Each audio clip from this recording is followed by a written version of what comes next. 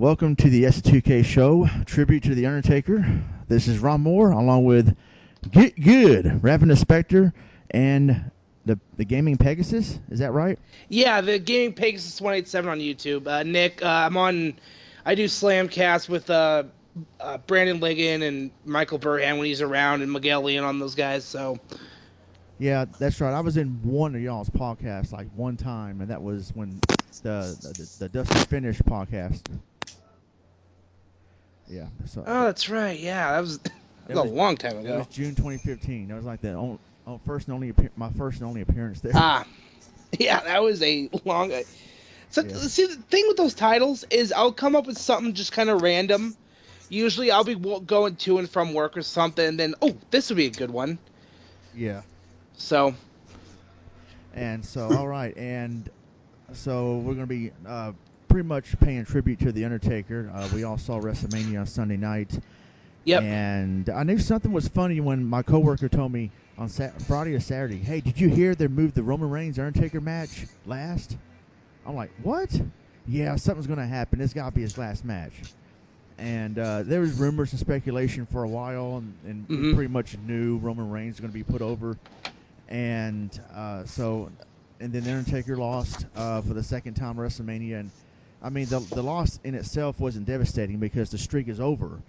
And after that, I didn't care anymore. Oh, well, if he loses again, who cares? The streak is over. Yeah. And so, but when he was about to leave the ring, he came right back and put his attire in the ring, his gloves, trench coat, and hat, and then just the way he went out after that, it really hit me. Like, man, he's done. After 27 years with the Undertaker, and he's wrestled longer than that too, as Mark Calloway and WCW, and maybe something else before that too. I mean, man, it really hit me. It was a very emotional moment, and it really it came close to bringing me to tears. And I saw a meme on Facebook, and I think I shared it in the group as well. It shows a cartoon of this little kid holding up a sign that says "Welcome" when the Undertaker first came in 1990. And then on the bottom of that picture, it shows that little kid grown up with his dad who's aged, and then the Undertaker leaving in 2017, and the sign says goodbye. Mm-hmm. And, yeah, I remember seeing that. I mean, that was that really hit me hard too, looking at that, because we grew up watching the Undertaker. I mean, man, his career spanned most of our life, and yeah, it's well. When he debuted in WWE at Survivor Series in 1990, in fact, if you go on my Instagram, Pegasus187, I put a post, just kind of a double picture post type thing up. But I would have been 8 months old. Yeah. I would have been 8 months old when this guy debuted. Yeah. So. And if it was November 1990, I had just turned 10. My first discovery of The Undertaker, I had stopped watching wrestling for a while because the last time I watched it, The Undertaker was in WCW as Mark Calloway. And then I stopped watching for a while, and I start watching WWE again. And then I see, all right, Survivor Series or some other match coming up. It wasn't Survivor Series because that's where he made a surprise debut, so no one's seen him coming. But I forgot I think it was in 91, actually. It might have been probably a year later. Survivor Series 90 or whatever it was like, all right, and so-and-so is going to face The Undertaker. And I looked at him, I like, who is The Undertaker? At first I thought that name was stupid. I never heard that name before. Undertaker, what is that? And wait, that's Mark Calloway from WCW. What?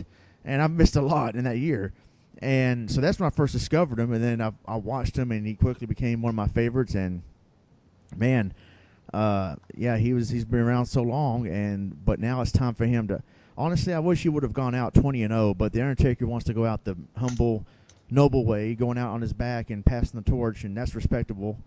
And so, but man, yeah, it was really a real emotional moment on Sunday night, and I did a video on my channel about it, a 15-minute video talking about it, and Spectre, what are your thoughts on that? Yeah, it's funny you should actually mention that because I thought about making a video myself. You kind of gave me some inspiration to kind of give my own thoughts on Undertaker as well. on my channel. The thing about The Undertaker is, after I ended up seeing that happen at WrestleMania, I sat back and thought to myself, over the past few years now, I was like, you know what? When is Undertaker going to retire? I wasn't wanting it to happen, but I knew he was getting up in age, and I said, you know, this is going to happen at some point. And I was actually surprised that it happened Sunday night. I mean, I knew it was going to happen, but it's still that overall sense of shock and awe with the fact of seeing that happen. Actually, one of my friends was at WrestleMania this past Sunday, as a matter of fact, and I said, dude, I said, you just witnessed wrestling history right there. I said, Undertaker went ahead and ended up retiring.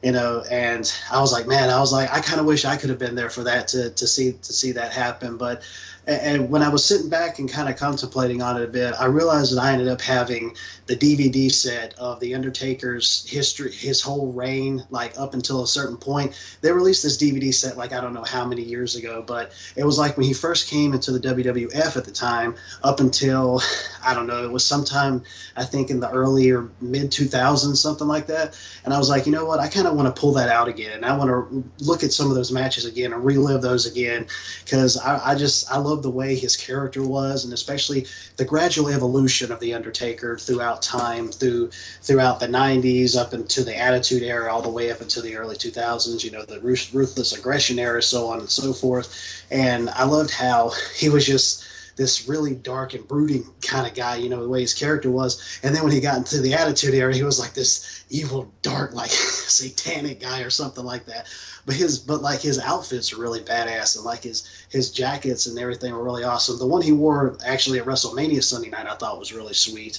And I also thought back to the time where he became the American Badass, where he became the biker. And a lot of people didn't like that character about him, but honestly, I really did. And I thought to myself, you know, he has been the dead man for such a long while now, since he came out from being the character as the American Badass into being the dead man again. I said, what about if he ended up going out on the American Badass note, where he came out as a biker again? You know, I was talking it over with some people, and some people were telling me, they said, well, yeah, Undertaker may have retired this year as the dead man, but he'll probably come back next year as the American Badass. And I told myself, I don't think I really see that happening, especially knowing how he was moving in the ring, because, you know, over the past few years, he's been getting really winded in his matches and not really being as athletic as he was back in the day, which is obvious because of him being up in age and whatnot.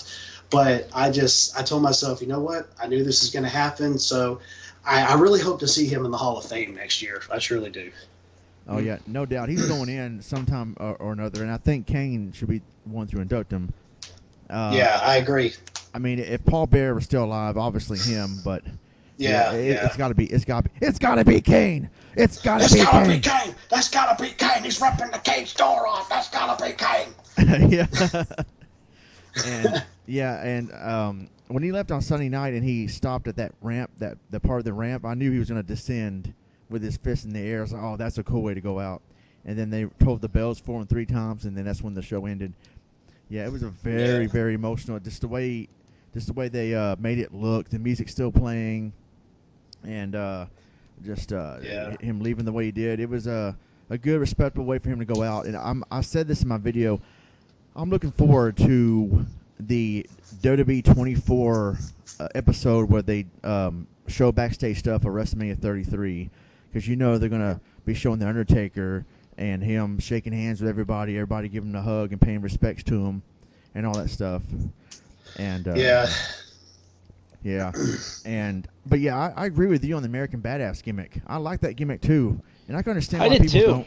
I can understand why people don't, because, well, that's not the Undertaker I grew up with, and I get it. But it was a good necessary change at the time. I mean, he was gone for a few months.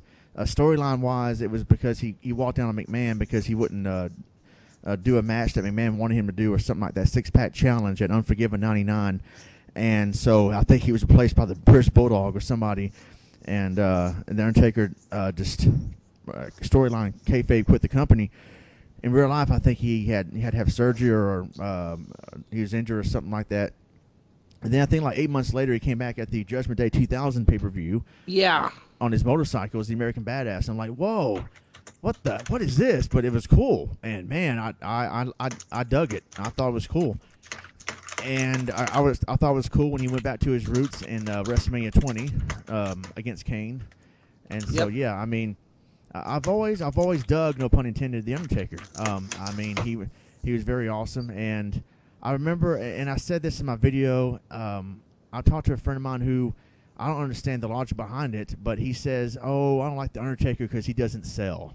I'm like, okay, that was when he first started in 1990. He didn't sell at first. That was his gimmick. When I witnessed that as a kid, I was like, you cannot hurt this man. He reminds me of Ming when he was a bodyguard for Colonel Robert Parker. You can't hurt him. He don't sell anything. Just like Big Bubba Rogers didn't sell anything either when he debuted as Cornette's bodyguard. Man, this guy feels no pain. He's not selling anything. But that was when he first started, and that was necessary at the time. It was part of his gimmick. It's part of his character. And my friend also said, well, I don't like the Undertaker also because he don't put anybody over, or he's selfish. I'm like, are we talking about the same wrestler here? The Undertaker is far from selfish. He did what's best for business. I mean, put Austin over during the Attitude Era. I mean, he did the right thing in the business. He didn't just think about himself. He wasn't Mr. Politics or anything like that. And I told my friend, well, what about when he put Brock over at WrestleMania 30? Oh, he only did that because he had to. No, he has enough political pull in that company to tell Vince, look, I don't want to lose to Brock Lesnar. I want my streak to be intact. But the Undertaker is someone that always gives back to the business, and he gave back that night, and Brock was the guy. Since he's a legit tough guy, it made sense for the Undertaker, in the Undertaker's mind, that let this guy be the one to break the streak. So whoever thinks the Undertaker never sold or only cared about himself just doesn't know what they're talking about. The Undertaker, they really don't. Yeah, they really don't, because this is a guy that he was always going to do, and I think WrestleMania 30, like, and that was Vince, like, he thought Taker was done. We didn't know that Taker, like, if it was up to me, that's probably when Taker should have gone out, just that streak over, done. But we got another couple years out of it, and I had heard those same rumors too, when they were just rumors that, oh, Taker and Roman's going on last. I'm like, what? Why would you put that on last over? But then you realize Taker's last. They didn't bill it as Taker's last match. I mean, if it was, that would have been a much bigger deal. Yeah. But then it would have also kind of gave away the finish. But with that going on last, you knew it was it. And then the way he went out. But here's a guy that managed to change up his character and just keep himself fresh for that long. Yeah. If you really think about it. Yeah, he took, and Jericho said this in a magazine article years ago, The Undertaker took a somewhat cartoonish character and made it last for 25 plus years. And I mean, even though the American Badass gimmick is nothing like the Deadman gimmick, so I guess excluding those few years, but as far as the Dark Undertaker, he made it work for a long, long time. Back in 1990, when, early 90s, the cartoonish, over gimmicky stuff like Papa Shango or whatever. I mean, Undertaker made it work for so long. Booger. Bastion Booger, Man Mountain Rock. I mean, we could go on and on with these mid-90s, And it's not to say that all the this fabled streak, there were some dud matches. WrestleMania 9. Yeah. But it seemed like when later on he had matches with Ric Flair at WrestleMania, with Shawn Michaels, Triple H, Edge, Randy Orton. He managed to have some of the best matches of his career at WrestleMania in his later years. Yeah. And to me, when The Undertaker beat Triple H at WrestleMania, was it 28 to become 20-0? That right there to me was, all right, he made it to 20-0. I'm hoping he's not necessarily retired, but I hope he don't wrestle at WrestleMania anymore, because it'd be the perfect number for that streak to stop, like 20-0. But then he came back to wrestle CM Punk, became 21-0, and I didn't think they would ever have the streak end. I thought they would have that be a part of his legacy, and so I was real shocked. I thought too, because I felt like if Triple H couldn't do it, if Shawn Michaels couldn't do it, and if CM Punk couldn't do it, we were like no one's going to do it. I did not think Brock Lesnar was beating The Undertaker that year at WrestleMania. Yeah. I mean, and some people said, oh, yeah, I think Brock's going to be put over. I said, no, they wouldn't break the streak. Yep, they did, and it shocked me because the match wasn't all that good. And granted, it's because Undertaker really had a concussion during the match, and he couldn't do much. But man, but I kind of snapped. I'm still not happy about it, but I kind of snapped out of it and said, well, you know what? My ending was 20-0. I mean, I was satisfied he made it to 20-0. They should have stopped with that. And I don't know if you guys heard this or not, but the original plan before Paul Bearer passed away was for CM Punk to be the one to break the streak. But because Paul Bearer died, they wanted to pay tribute to Paul Bearer and have Undertaker go over. I don't know if you guys heard that. One of the funny things though that I thought was what happened with the whole Brock situation was when I don't know if it's true or not. I had heard it from somewhere where it was at a UFC event. Brock had just had a match, and Undertaker was actually in the crowd. And there was an interview that was being done with Undertaker, and Brock came up behind him, and they both looked at each other like they legitimately looked at each other like there was some beef or something going on between the both of them. And the Undertaker's standing there. He's like, "Hey, so you want to do this?" And I don't think Brock answered him. He just kind of looked at it and just walked on off. And as they were staring at each other, the Undertaker went back to the interview again. And that right there, from what I had heard, was them actually wanting to set up that match for Brock to break Undertaker's streak at WrestleMania. I don't know if that's true or not, but I'd read that somewhere, and I'm like, well, that could probably be true. I saw that interview, and from what I heard, I think Paul Heyman said, or Brock Lesnar, someone said in the interview later on, they have a mutual friend, which I assume is Paul Heyman, where I think Undertaker might have said some things about Sable, and then Brock wasn't happy about that, and then I think there might have been real heat between the two, but when they wrestled each other at WrestleMania, I guess they put that aside and said, let's do what's best for business. And I mean, I don't know. I really don't know what is true regarding that. Yeah, I remember that particular. I'm trying to remember which fight that was. That might have been the Cain Velasquez fight. Yeah, I think so. I believe so. I'm trying to remember exactly. But yeah, they were trying to set that up for WrestleMania or down the road, and I think Dana White wouldn't allow it. Yeah. So it kind of got thrown. So they kind of had these seeds planted, and of course they didn't mention it at all when they were doing the build up for that match. But with how silent, and I'm just thinking of those kind of moments with how silent that crowd went. It was like no one knew what the hell was going on. Yeah, No, go ahead. I was saying, did that just happen? Did that really just happen? And you see it 21-1, and it was like you had the shocked Undertaker fan with that, where you had Heyman going, the way Heyman sold it is one of the best parts. I guess later Brock said he thought he went deaf because it was so quiet. Yeah. But that just shocked the hell out of everybody.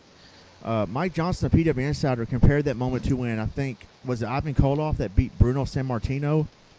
And the crowd was so quiet because they couldn't believe it.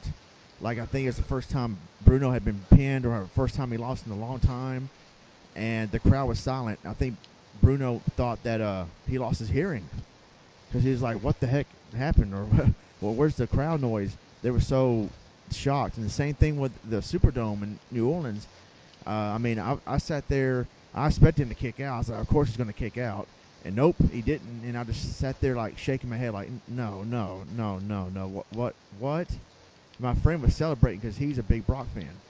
And, so the looks on people's faces, and Cornette and Roddy Piper did a shoot interview, and they talked about that. And Cornette said, if you're going to bring shock value to a wrestling show, that's fine, but not to where it takes the wind out of the arena and people are so depressed about it. I mean, the only thing that kept people going that night was Daniel Bryan winning the title. Yeah. Because if it wasn't for that, I would have said, man, screw this night. This pay-per-view sucks. Because that right there. Well, yeah, because you still had, one good match and one, you had that piss break divas. It was a big, female, 13-person match, and that was a cluster. But then, of course, you had, Bryan win the title at the end. If it wasn't for that, that was pretty much kind of the only thing that Mania was going to be remembered for, was the end of the streak. Yeah. And I can't imagine any person caring about that women's battle royal, whatever the heck it was, I mean, It wasn't even a battle royal. That was a one fall to a finish. Let's get everyone in there on the roster because we can. Yeah, and it was a restroom break / give everybody time to recollect themselves after seeing the Undertaker lose. There was nothing those women could do that they could do to perk that crowd back up.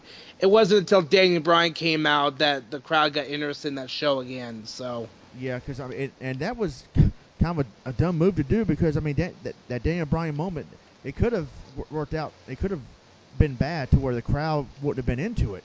But thankfully they were into it, and Daniel Bryan had a good moment, and that kid Connor was able to celebrate too and have a good moment seeing Daniel Bryan win the title. But that shows the kind of how invested the fans were in Daniel Bryan. Like they knew, it's gonna be a big moment when he wins that title. Yeah. I don't think there was unless for some reason he got taken out of the match permanently by some botch or something happened. There was no way that crowd wasn't going to perk up, I think. But yeah.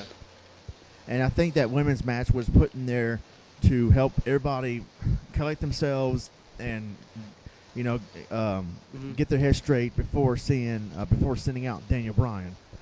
So, yeah. So that's really what that was. I mean, at that point, 2014, the females weren't. Let's put it that way. We're still pretty deep in the model era. Yeah. So. Yeah, and so, well, we have any more things to say about the Undertaker, Spectre? Well, honestly, I think probably two of the main things that I really want to point out here, which there's a lot that I could talk about, but just two in particular of two rivalries was his rivalry with Mankind was insane. And his rivalry with his brother, quote-unquote brother, Kane, was insane, especially those Inferno matches, and obviously Undertaker's dealt with Hell in the Cell matches and Buried Alive matches, which is something that needs to come back to WWE as far as I'm concerned, especially with what's going on with Randy Orton and Bray Wyatt right now. They need to have a Buried Alive match. Yeah, with all the maggots showing up, Yeah, exactly. That's just me, but... there was just he just has such a storied history and so many great matches and so many great rivalries and match types and everything that he's been in. He's always been a favorite of mine, and he will continue to be a favorite of mine from now until the end of time.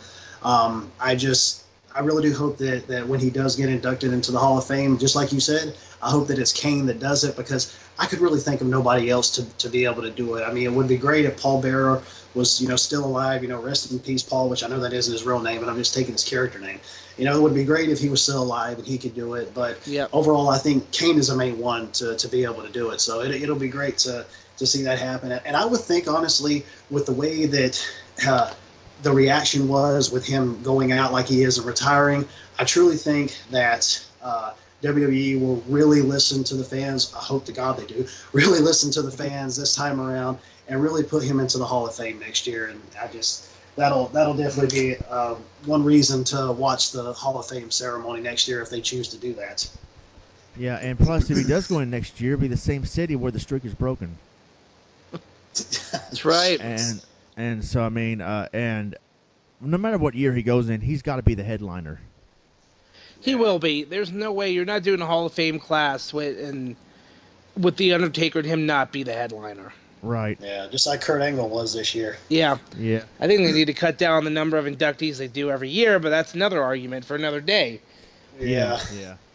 Especially that 6-hour WrestleMania that we had Sunday. That drug on forever. I had to work the next morning at 8. Yeah. I was there last year, and I was on my feet for probably 7 or 8 hours straight because me and my friend trying to find a parking spot, and then to walk from behind the Buffalo Wild Wings and all the way down the street to AT&T Stadium, and then went to the souvenir shop for a little bit to kill time, and then waiting at the door for the doors to finally open at 3:30 p.m. And then ticket problems. And I do remember hearing about that. Yeah, and those security guards are idiots. So they were put on the list, and and then also I had the party pass section, which means no seating. You stand around up there, and because that's all the tickets. That's the only ticket I can afford.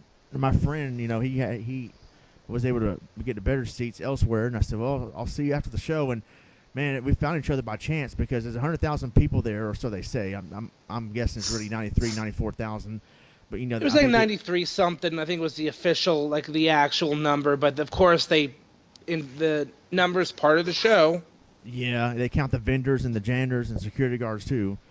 And even then, yeah, I don't think it hit. Yeah, what and they said. But there was a lot of freaking people there. I mean, like WrestleMania 3. And so my phone died. I couldn't charge it up or anything. So I was like, well, let me walk around and see if I can find them. And yeah, I found them. And then we left. But I was on my feet there for like 8-something hours. It didn't bother me as bad as it sounds because that was my first time going.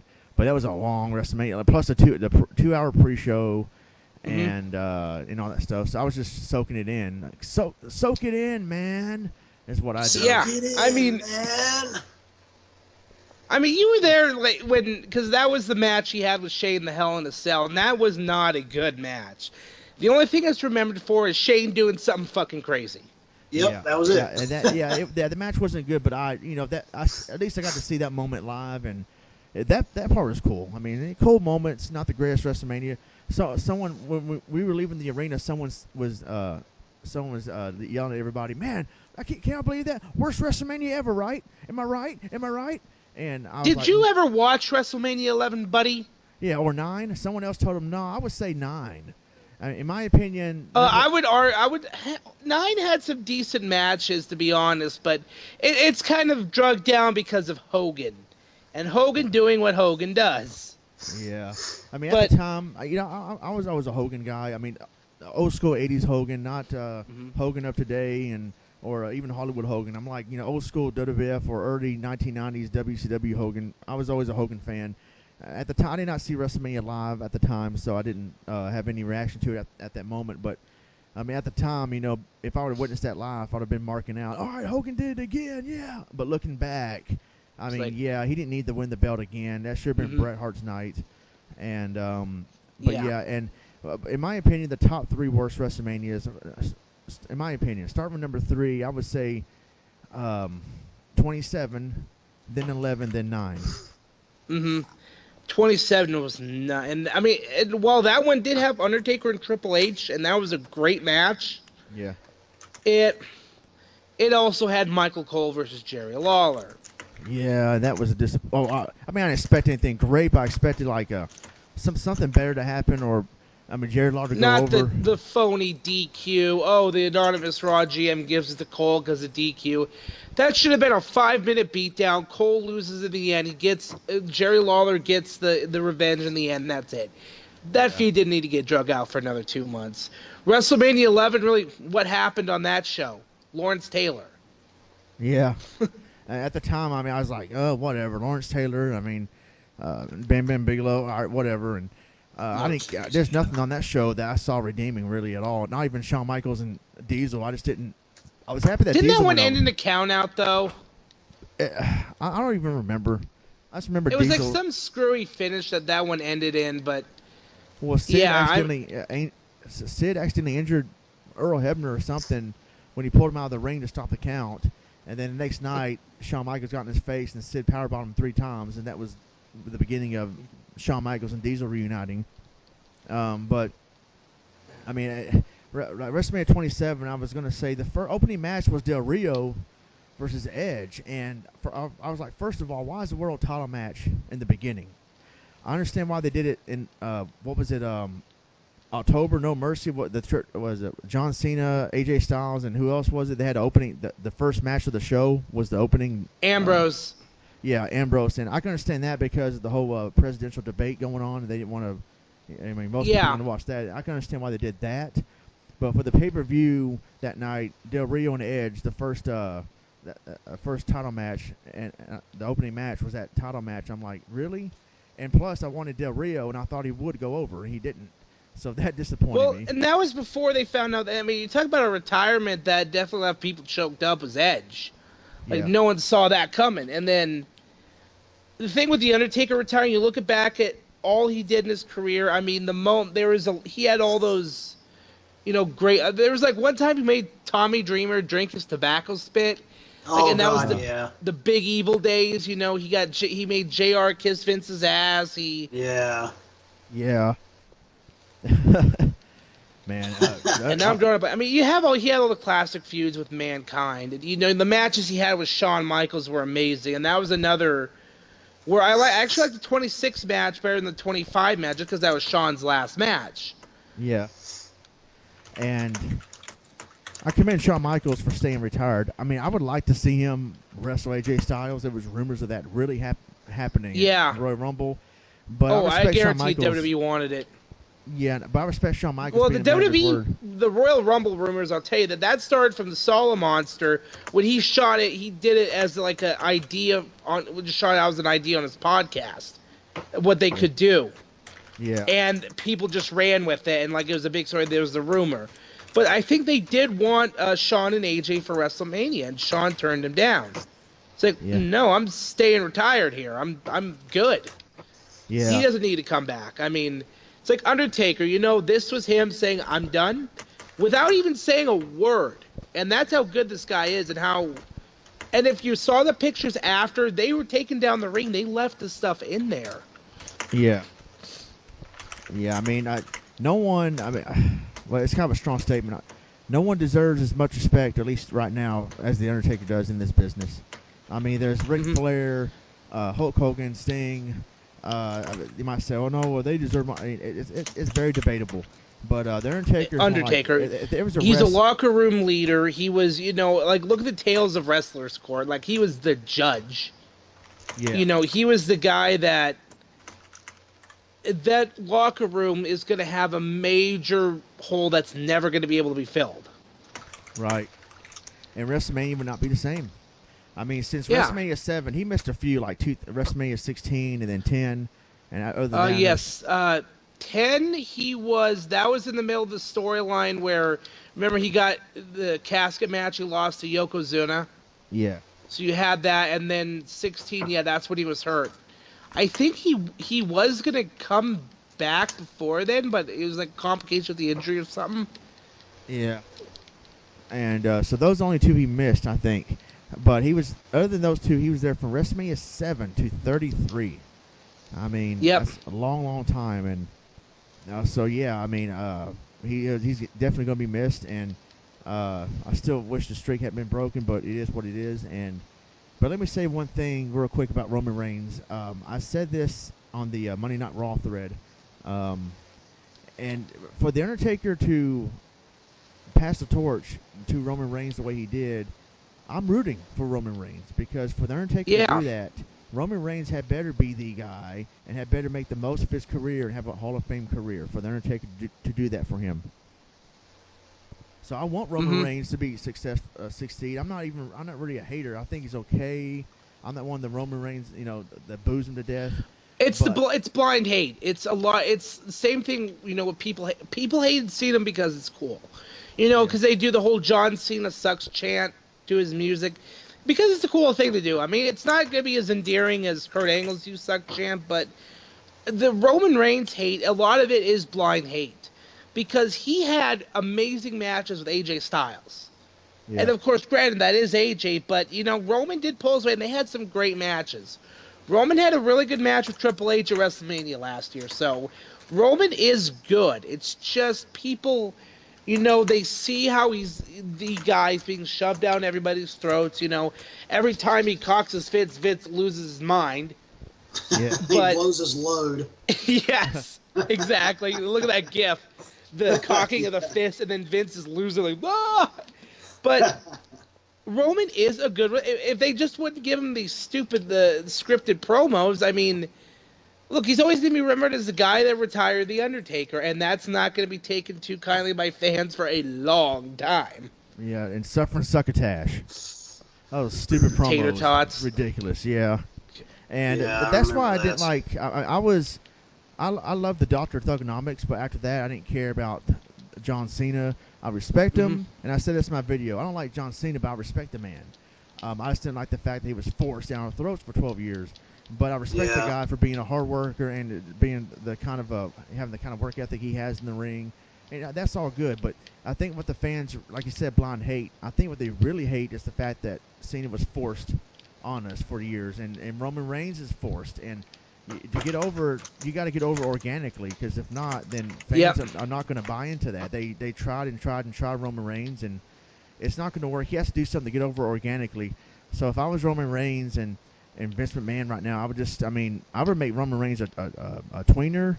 Like, he's not a good guy or a bad guy, he's the guy, and not to be try so hard to make him a face, or don't even turn him heel.